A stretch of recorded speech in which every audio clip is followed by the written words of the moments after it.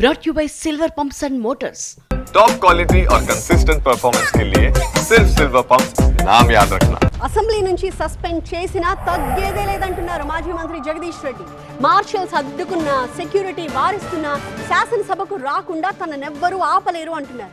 ఇంతకీ స్పీకర్ బయటికి పంపేసినా ఈ బీఆర్ఎస్ ఎమ్మెల్యే మళ్ళీ ఎందుకు సభకు వస్తున్నట్టు? ఆయన వ్యూహం ఏంటన్నట్టు? గవర్నర్ ప్రసంగానికి ధన్యవాద తీర్మానంపై చర్చ సందర్భంగా స్పీకర్ పై అనుచిత వ్యాఖ్యలు చేశారనే కారణంతో ఈ సెషన్ మొత్తం శాసనసభ నుంచి సస్పెండ్ అయ్యారు మాజీ మంత్రి జగదీష్ రెడ్డి.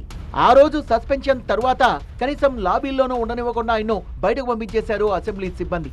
అయినా సరే అసెంబ్లీని వదలనంటున్నారు ఈ బీఆర్ఎస్ ఎమ్మెల్యే. తాజాగా మరోసారి శాసనసభ ప్రాంగణంలో హడావుడి చేశారు. మార్షల్స్ అడ్డుకునే ప్రయత్నం చేసినా ఆగలేదైనా. తనను సస్పెండ్ చేసినట్టుగా ఆధారాల్ని రాతపూర్వకంగా చూపించాలంటూ డిమాండ్ చేశారు జగదీష్ రెడ్డి. తనను సస్పెండ్ అయితే చేశారు, ఆ మేరకు స్పీకర్ సభలో ఓ నోటు చదివి వినిపించారు, కానీ ఆ సస్పెన్షన్ కు సంబంధించి అధికారికంగా బులెటిన్ విడుదల చేయలేదన్నది ఈ మాజీ మంత్రి వాదన.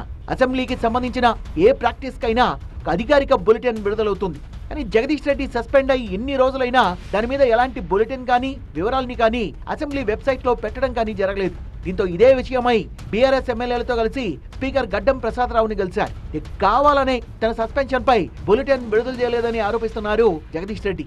స్పీకర్ కు వినతి పత్రం ఇచ్చిన జగదీష్ రెడ్డి తనను అన్యాయంగా ఏకపక్షంగా సభ నుంచి సస్పెండ్ చేశారని ఆవేదన వ్యక్తం చేశారు. తన సస్పెన్షన్ పై ఇంకా అధికారిక బులెటిన్ ను విడుదల చేయకపోవడంపై అసంతృప్తి వ్యక్తం చేసిన జగదీష్ రెడ్డి వారం రోజులుగా దీని గురించి అడుగుతోన్నా సరైన స్పందన లేదని స్పీకర్ దృష్టికి తీసుకొచ్చారు. అధికారిక బులెటిన్ విడుదల చేస్తే కోర్టును ఆశ్రయిస్తామన్న భయంతోనే ఇలా చేస్తున్నారంటున్నారు బీఆర్ఎస్ సభ్యులు. మరి స్పీకర్ ఆజ్ఞల్ని కాదని మాజీ మంత్రి మళ్లీ ఇలా సభకు రాకుండా అసెంబ్లీ వర్గాలు అధికారిక బులెటిన్ విడుదల చేస్తాయా లేదా అన్నది చూడాలి.